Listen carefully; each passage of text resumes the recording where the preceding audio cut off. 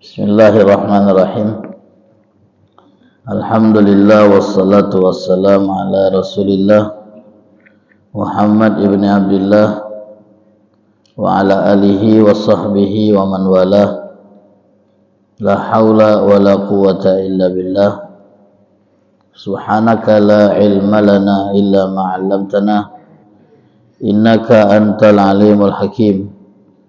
Rabbi shrah li sadri wa yassir li amri wahlul 'uqdatam min lisani yafqahu qawli wa saddid lisani wahdi qalbi bijahin nabiyyi wa alihi wa sahbihi. Allahumma aghnina bil ilm wa zayyina bil hilm wa akrimna bit taqwa wa jammilna bil afiyah. Allahumma 'allimna ma yanfa'una wanfa'na bima 'allamtana wa zidna ilman wa amalan wa fiqhan birahmatika wa judika ya arhamar rahimin. Hadirin yang dirahmati oleh Allah Subhanahu wa taala, diriwayatkan dalam sebuah athar bahwasanya ada anjuran kepada kita semua untuk melakukan sebuah proses yang namanya muhasabah. Hasibu anfusakum qabla an tuhasabu.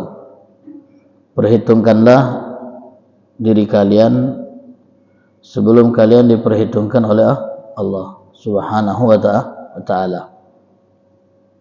Hadirin yang dirahmati oleh Allah, mungkin tanpa kita sadari, kalau seandainya kita menjaga salat-salat sunnah rawatib setiap harinya 10 rakaat yang merupakan salat sunnah rawatib muakkad yang hanya 10 rakaat, qabliyah subuh 2 rakaat, qabliyah zuhur 2 rakaat, ba'diyah zuhur 2 rakaat, ba'diyah maghrib 2 rakaat, ba'diyah isya 2 rakaat. 10 rakaat ini kalau kita jaga setiap hari dan tidak kita tinggalkan tanpa terasa, berarti dalam 1 tahun itu kita sudah melaksanakan hampir berapa? 3.650 rakaat tanpa terasa. Berarti dalam 1 tahun itu kita sudah melaksanakan 3.650. Setahun kan 365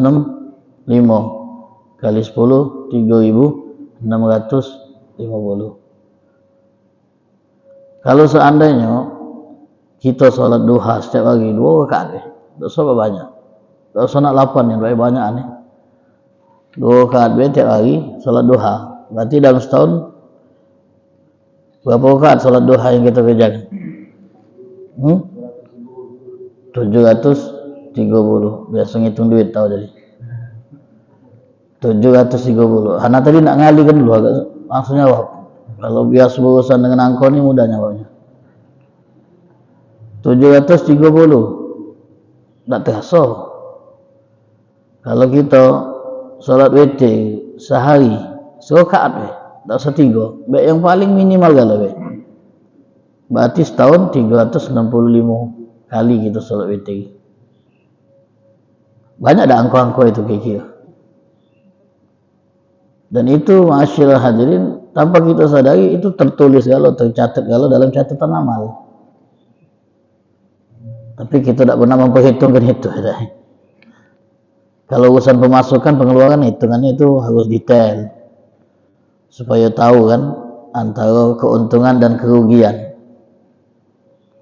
Setiap orang yang berdagang pasti ada buku daftar pengeluaran dan pemasukan, dievaluasi setiap tahun. Untung apa rugi, berapa besaran untung dan kerugian.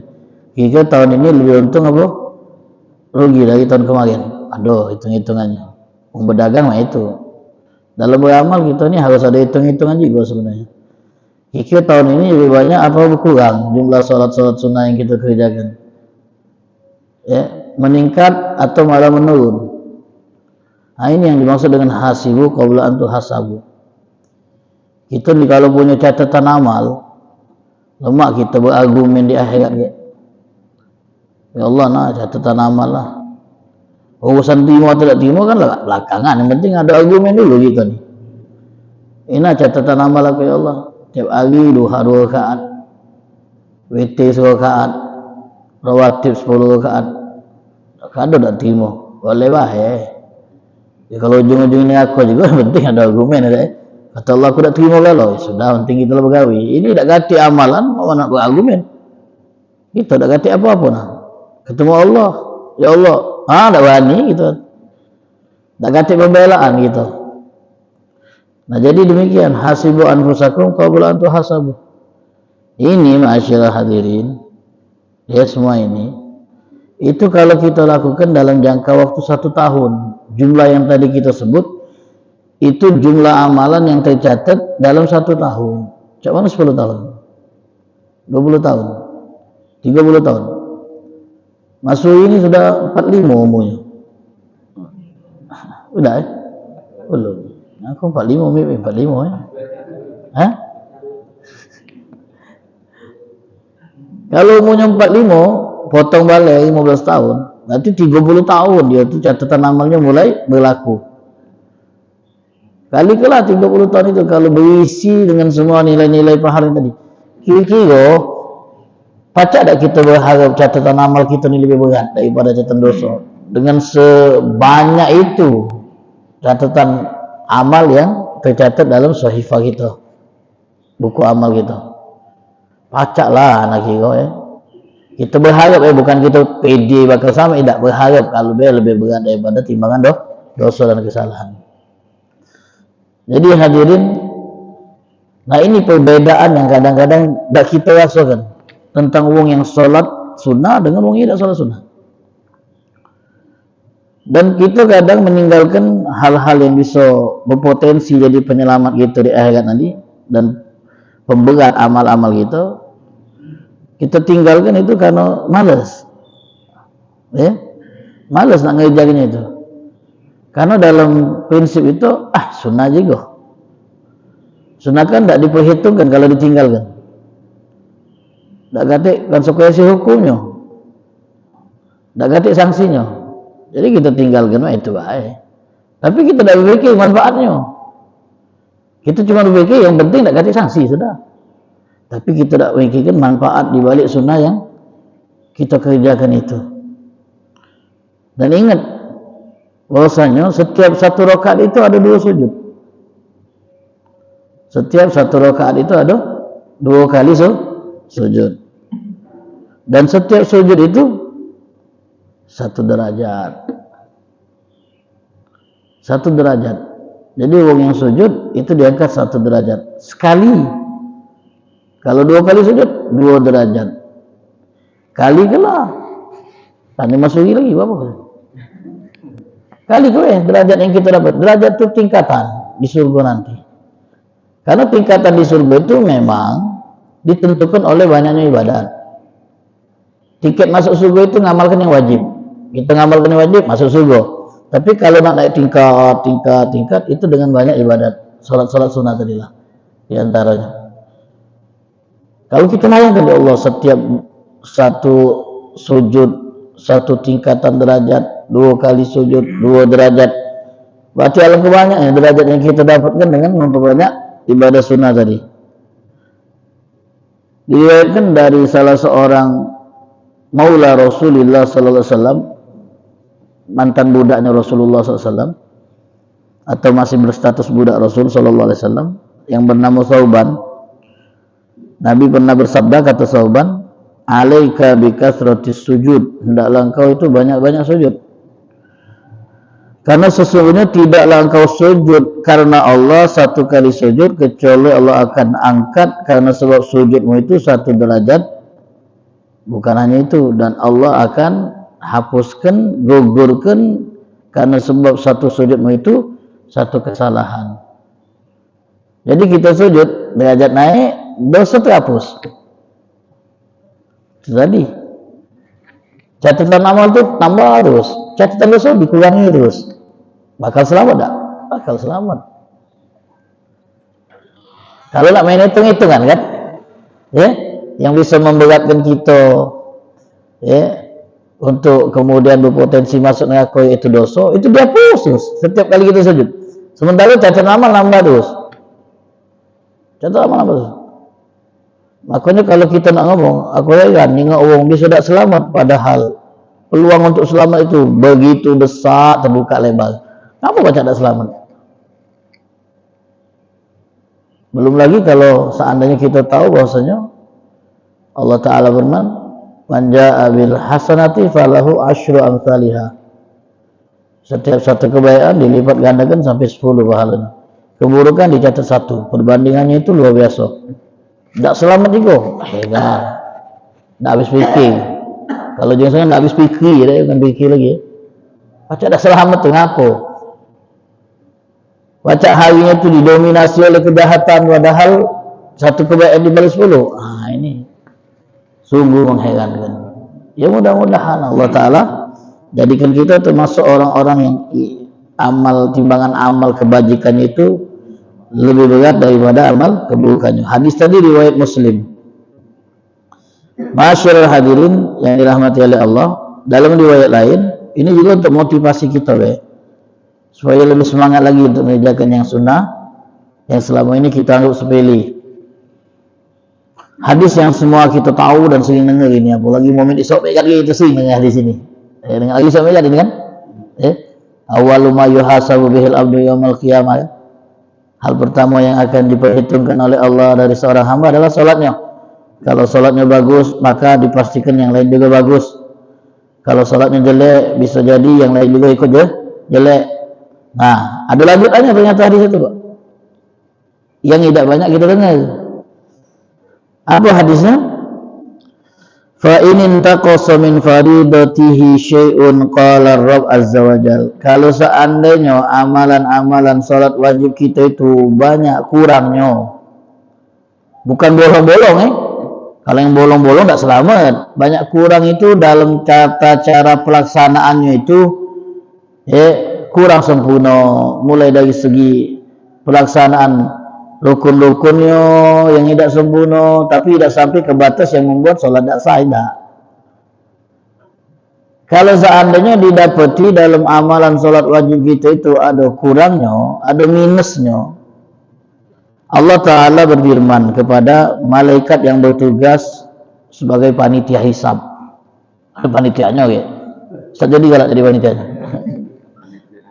Panitia di kamar itu lain lagi, ada kelompoknya itu. Yang punya catatan surga neraka itu lain lagi. Apa kata Allah? Unzuru, wahai malaikat, coba tengok lagi di catatan-catatan amal hambaku ini, yang sholatnya kita hisab banyak kurang, coba tengok ada di catatan dia itu min tatawu'in, amalan-amalan sunnah. Fayukammila biha man taqas, lalu disempurnakanlah melalui amalan sunnah ini kekurangan yang ada di amalan wajib. Summa yakunu sa'iru amali ala dzalik, dan semua amal perbuatan kita yang wajib kalau ada minusnya itu disempurnakan dengan amalan sunnah. Puasa Ramadan disempurnakan dengan puasa sunnah. Zakat disempurnakan kekurangannya dengan sedekah. Haji disempurnakan dengan amalan-amalan sunnah dalam prakteknya mungkin. Jadi memang ibadah sunnah itu adalah ibadah penutup kekurangan dari ibadah wajib. Ya silakan kita nak ngamalkan yang wajib, asal yakin wajib itu sudah sempurna. Tak apa-apa lah tak melakukan yang sunnah, asal yakin sempurna. Yakin tak begitu? Nah, banyak tak yakin. Nah, masuk yakin taknya ni. Tak tenang-tenang dia. Kalau kita yakin amalan wajib itu sempurna, tak apa-apa lah. Tidak banyak amalan sunnah. Tapi kalau yakin berbanyak sunnah untuk menutupi kekurangan amalan yang wajib. Ya waktu kan berjalan terus, Pak. Tak baca kita nyetok waktu ni. Manusia ni, Pak, makhluk paling lemah, tapi ngasai Tuhan. Baca galau. Padahal sisi kelemahan manusia itu bisa kita buktikan dengan satu, dia tidak bisa menghentikan detik. Baca tak kita matikan detik, kita matikan jam. Jam boleh kita matikan, waktu terus jalan. Kalau jam seluruh dunia kita matikan, kita cabut baterainya, tidak berjalan dia. Mantap, jam 6 terus. Tapi tetap berjalan waktu. Kita tidak baca, nahan waktu walaupun 1 detik untuk tidak berjalan. Tidak baca. Dan kita tidak baca mengembalikan waktu sedetik yang lalu. Aku berjalan terus. Kita ni berbutuh jalan terus. Tak tahu-tahu Pak lah di titik ini kita Pak. Ustaz Bahrudin. Dulu kalau berkaca putih, kita kalau masih, kan? Masih ganteng, bacalah nambah aja dulu. Sekarang masih bisa, tapi tidak boleh. Tiba-tiba berkaca lagi. Lah banyak Pak yang putih ni. Itu pesan dari Allah Ta'ala. Jadi gitu. Jadi kalau kita flashback, balik lagi ke belakang dengan balik. Benar tak kita nemu apa? Putu. Nemu putu gitu 10 tahun yang lalu. Jauh tak perbedaan? Jauh ni ya. Anak dulu pernah tengok putu waktu mondok. Kangen masa-masa itu. Kangen ya. Masih muda nih, masih energi waktu itu. Badan tuh masih lemak nih bawanya. Tapi setelah kita mau balik lagi, cuman baca ngenang gitu tuh masa lalu tuh kan. Nak balik lagi mana baca baik. Apalagi yang kelahiran tahun 2000-an baik. Kan banyak kalau tahun 2000-an berarti umur 2050 kan, baik. Itu mengalami masa-masa yang luar biasa. Yang tak katik di zaman sekarang. TV temputih, masak masih sumbu, bahkan pakai kayu lah. Zaman itu mungkin. Walaupun zaman itu serba sulit, tapi damai dan lemak nih rasanya zaman itu. Tenang nih, kalau dibandingin zaman sekarang kan yang serba mudah kan loh. Kangen masa-masa itu. Cepet nih waktu baik lalu baik. Cepet nih. Itu kemarin menantikan 2024. Ujung 2023. Tahu-tahu lah 13 hari sekarang. Yang kemarin baru rami-rami pocok proyek tahu-tahu lah 13 hari, 14 hari. Kita kemarin baru melewati Ramadan. Tak tahu Ramadan depan hari dah. Tak lama lagi. Cepatnya kita dah acak hentikan waktu. Mau tak mau, suka tak suka, waktu terus berjalan. Tinggal kita kalau kita noleh ke belakang, ibarat orang berangkat tu stop dulu biasa ya. Tengok dulu perjalanan yang sudah ditempuh. Lah 55 tahun ternyata aku ni. Tengok ke depan. Tak tahu berapa lagi kilometer itu. Kalau tengok ke depan tak tahu kita berapa lama lagi tak. Kita baca nargetkan gitu. Bercita-cita silakan. Berandai-andai, berangan-angan. Habis aku kalau mau 70 nak ngaji sehari 5 juz. Baca. Berandai-andai. Habis aku kalau mau 70 baru aku nak bersedekah tak perlu lagi harta.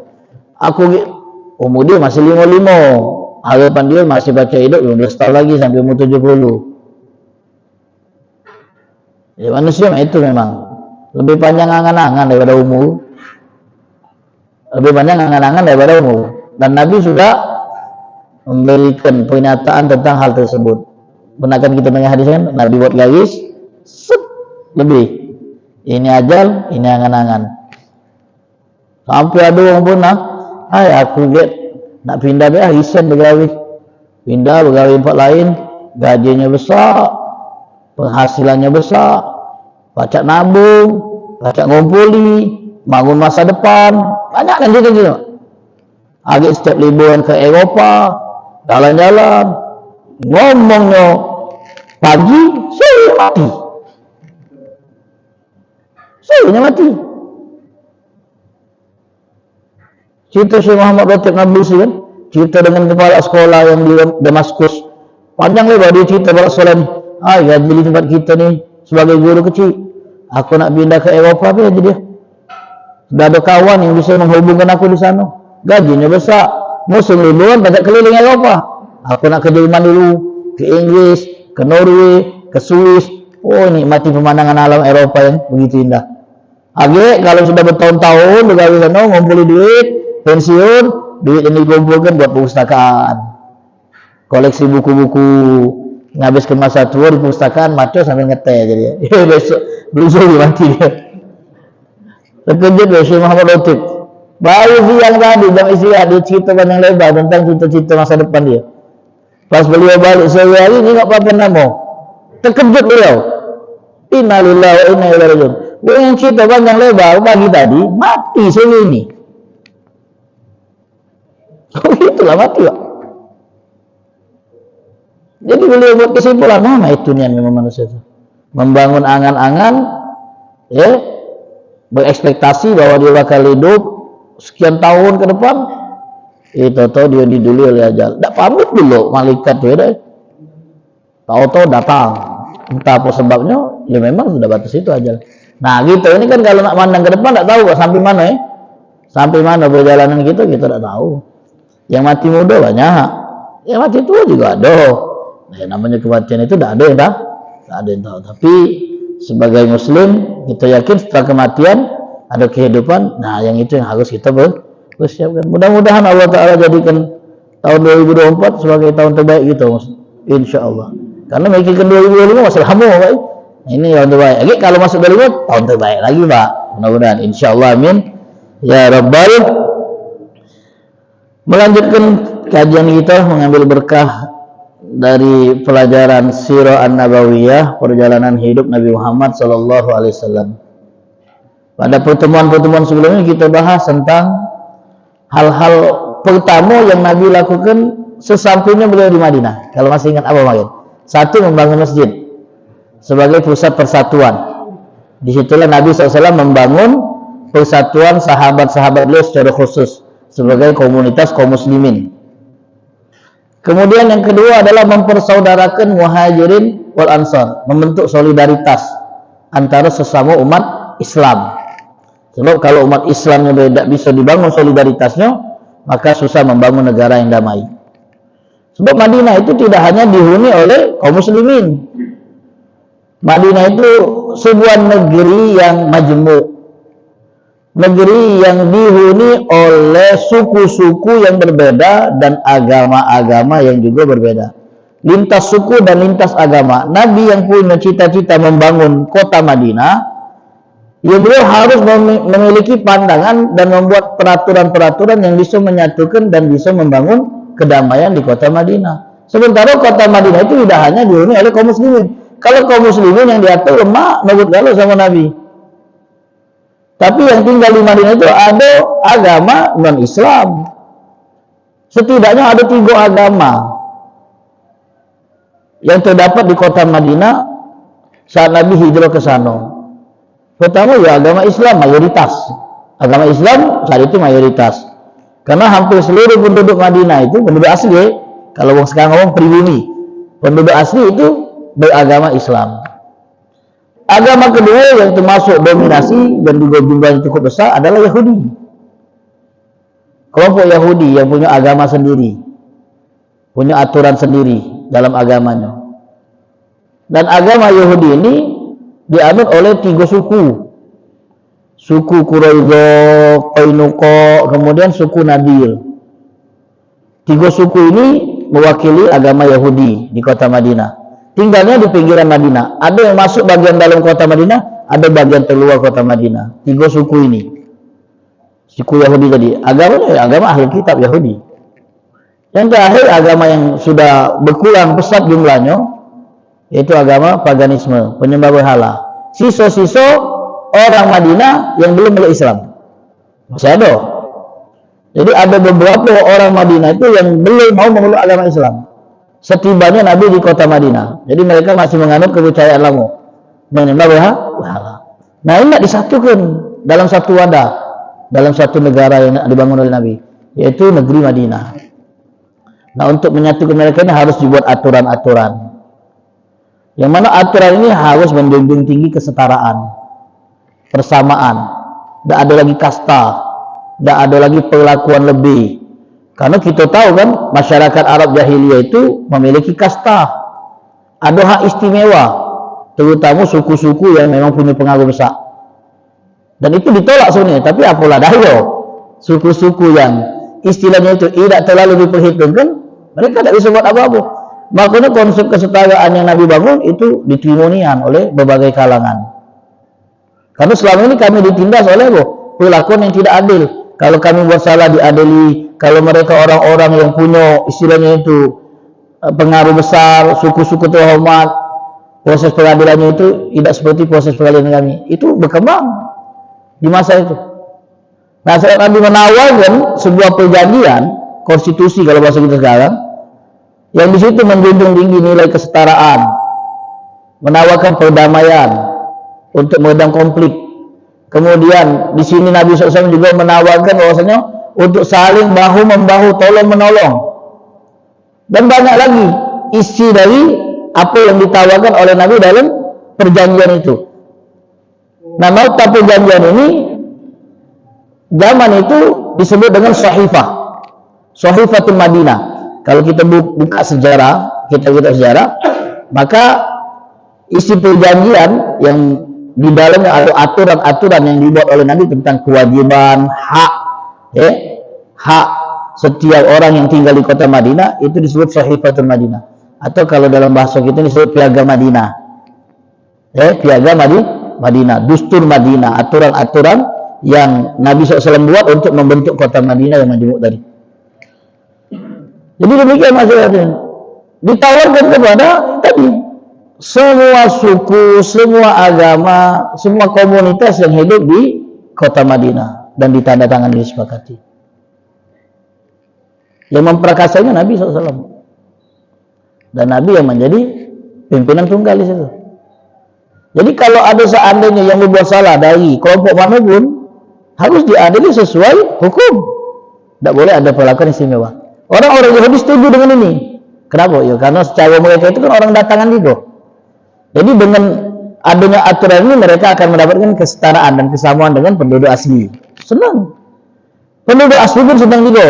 Karena di sebagian mereka ada yang kasta-kasta tadi. Senang dengan aturan yang dibuat oleh Nabi SAW. Diterima, disepakati dan tidak boleh dilanggar. Yang melakukan pelanggaran ada sanksi berat. Yang pada akhirnya nanti kesepakatan perjanjian yang dibuat ini oleh Nabi dengan sesama Muslim, oleh Nabi dengan penganut paganisme, oleh Nabi dengan orang-orang Yahudi, kemudian kesepakatan ini dihianati oleh semua komunitas Yahudi yang ada di Madinah. Dihianati. Jadi jangan heran gitu kalau Yahudi itu adalah orang-orang yang galak berkhianat dengan perjanjian yang mereka buat dulu. Oh tenang, kami tidak bakal melakukan serangan selama genjat-genjatan. Aduh, belum tak nyampak. Biasa ya, jangan heran gitu. Dari zaman dulu. Dalam perjanjian yang mereka buat antar negara, dulu mereka buat perjanjian dengan Rasul, mereka hianati, mereka langgar. Jadi jangan heran. Dan masyarakat hadirin, alasan Nabi buat Piagam Madinah ini, nota perdamaian Madinah ini, di antaranya adalah itu untuk membangun kestabilan supaya Madinah ini tidak ada konflik. Karena berabad-abad kota Madinah ini konflik, bertahun-tahun konfliknya antara sesama suku yang merupakan penduduk asli Madinah kan. Aus Khazraj itu konfliknya 120 tahun, musuhnya 120 tahun kan. Dan orang Yahudi memanfaatkan konflik ini supaya mereka bisa tinggal di tempat ini dengan apa? Dengan memanfaatkan situasi yang tidak stabil antara penduduk Madinah. Jadi mereka ributlah sama mereka, kami tinggal sini. Nah, politik adu domba itu dari dulu. Jadi mereka itu buat negara-negara Arab dakol, dia adu domba, berbalalah kami nonton, kami nikmati butuh senjata kami jual, butuh apa kami yang ngadakan, ngambil manfaat dari apa? Konflik dari dulu. Jadi mereka itu tidak senang kalau seandainya kaum yang bertikai ini Aus Khazraj ini damai. Oh, tidak senangnya. Mendidih itu mereka. Harus kita hasut. Harus kita picu pertikaian lagi. Kau panas yang sana, kau panas yang sini. Tak bacanya dipanas-panasi. Secara memang pemusuhan itu masih belum hilang di dalam dada. Kalau ada yang nyalakan, laju gubalah. Jangankan sebelum Nabi datang. Oh, kalau sebelum Nabi datang cepat nian itu.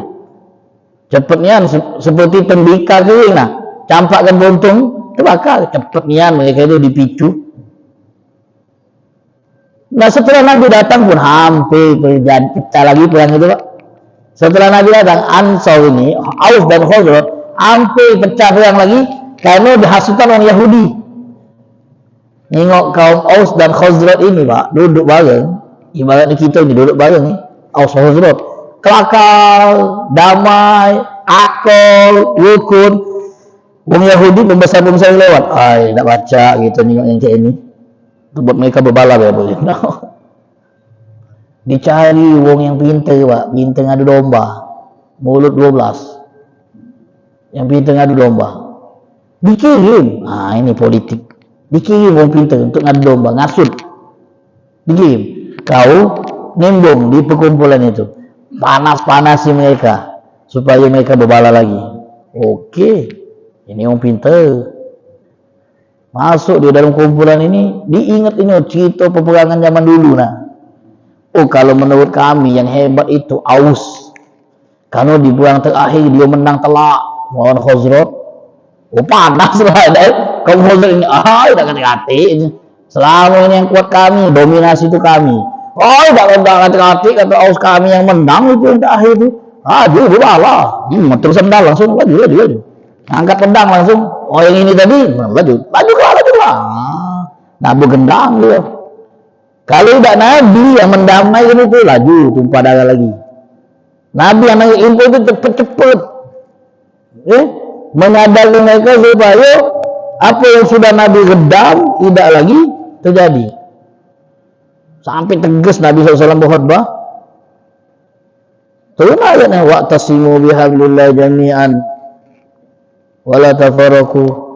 Turun ayat itu. Jadi demikian. Bahaya dah orang Yahudi, bahaya orang Yahudi paling bahaya memang dari dulu. Pemicu konflik, kalau kita nak tahu apa yang terjadi di dunia Islam, seperti konflik antar sahabat, peperangan antar sahabat, yang akan kita bahas karena itu hal yang sudah terjadi zaman dulu, tidak perlu kita bahas. Itu pasti ada proses adu domba dari orang Yahudi. Yang bagian manas-manasi ada pasti. Peran Yahudi di situ pasti ada. Baik mereka itu berkamuflase seakan jadi orang Muslim, kemudian tujuannya tadi mecah belah, manas-manasi, ngompori supaya terjadi gejolak, akhirnya pecah perang. Oh itu pasti ada peran Yahudi. Memang mereka itu, itulah politik yang mereka pakai. Kalau kita berbala, kalau kita ada akal, ya mereka nikmati weh. Tanpa harus bencinya dengan Islam itu luar biasa. Bencinya dengan Islam dan kaum muslimin itu luar biasa. Walaupun sudah buat kesepakatan damai, dijamin hak mereka, dijamin kewarganegaraan mereka, dijamin hak demokrasi mereka. Mereka dapat kesetaraan hukum dan yang lain-lainnya. Tidak dibeda-bedakan oleh Nabi di Madinah itu. Kurang apa? Tapi malah berniat bunuh Nabi hebat. Dipanggil Nabi ke kampungnya. Mereka melakukan beberapa kali percobaan untuk membunuh Nabi. Nabi dipanggil di kampungnya, datang Nabi. Duduk di salah satu rumah orang Yahudi di kampungan itu. Tiba-tiba ada salah satu orang naik ke pucuk nak ngelempar batu besar ke kepala Nabi. Kalau tidak Jibril yang memberitahu hal tersebut, maka rencana mereka itu bisa mulus. Tiba-tiba Nabi SAW meninggalkan tempat beliau bersandar. Dan setelah itu beliau memutuskan untuk mengusir semua penduduk kota itu, penduduk kampung itu, karena sudah berniat jahat kepada Nabi SAW. Itu orang Yahudi. Jadi demikian, itu fungsi dari piagam Madinah tadi, untuk membangun kesetaraan, persamaan hukum. Dan di dalam piagam Madinah itu juga tertulis kebebasan beragama, dijamin. Jadi kata Nabi, kalian orang Yahudi kalau ingin tetap menganut agama kalian silakan. Kami tidak maksud kalian harus masuk Islam. Nawariyo, maksud tidak. Kalau kalian tetap dengan prinsip kalian dan tetap dengan keyakinan kalian, silakan dengan keyakinan kalian. Kami jamin. Dan yang berpaham dan berkeyakinan paganisme tadi dengan luar dijamin juga haknya. Silakan dengan keyakinan kalian, kami jamin. Dan Nabi SAW juga buat perjanjian, jangan bersekutu dengan musuh. Jadi kalau ada pihak-pihak yang ingin menyerang kaum muslimin, orang Yahudi yang istilahnya terlibat dalam perjanjian ini harus membantu dan mendukung kaum muslimin. Begitu pun sebaliknya, kalau ada pihak-pihak dan yang Yahudi, kaum muslimin siap membantu. Ya namanya sekutu itu kan. Dalam dunia internasional itu kan sekutu. Israel sekutunya Amerika. Siapa yang nganggu Israel? Amerika melo-melo, Inggris melo-melo. Jadi itu kan sekutu kan. Sekarang buktinya saat Yaman dengan kapal-kapal Israel, tiba-tiba Amerika ngamuk, nyerang Yaman sekarang. Perang Israel ini sudah meluas, Pak. Yaman ini sudah diserang oleh koalisi Amerika dan Inggris. Baru 2 malam tadi apa kami dengar berita, kalau tidak salah. Itu pesawat tempur Amerika sudah masuk ke Son'a, bandara di Son'a. Son'a itu ibu kota Yaman Selatan. Itu dibombardir, hancur sudah. Dahsyat memang. Mereka baca loyalitas itu tunjukkan. Mungkin ada kepentingan pasti itu. Tapi negara-negara Islam itu sekutu. Siapa yang bersekutu negara Islam ada? Pecah. Tidak ada yang bersekutu. Yang negara Teluk itu musuhnya loh. Kuwait dengan ini musuhan, Qatar dengan Dako. Mudah nih umat Islam dipecah belah. Sementara yang kafir sekutu banyak. Inggris, sampai Eropa itu bersekutu dengan Israel. Sementara yang Islam, tak tahu gitu. Demikian. Ya, mudah-mudahan Allah Subhanahu wa taala satukan umat Islam, walaupun itu sebuah impian yang amat sulit mungkin ya. Karena Nabi pun untuk mempersatukan itu perjuangannya berat ya, susah ya. Karena setiap orang itu punya istilahnya itu ego masing-masing. Pengennya jadi yang ngatur bukan yang jatuh. Pengennya yang berpengaruh bukan dipengaruhi. Jadi masing-masing karena punya prinsip itu, kami ngatur, kami negara kuat, kami mandiri, ngapa nak koalisi dan sebagainya. Nah, mudah-mudahan Allah Subhanahu wa taala satukan umat Islam, dan semoga Allah Subhanahu wa taala jauhkan umat Islam dari segala mara bahaya dan bala, dan mudah-mudahan konflik yang terjadi di Palestina segera Allah taala selesaikan, amin ya rabbal alamin. Hadza ma aqul lakum.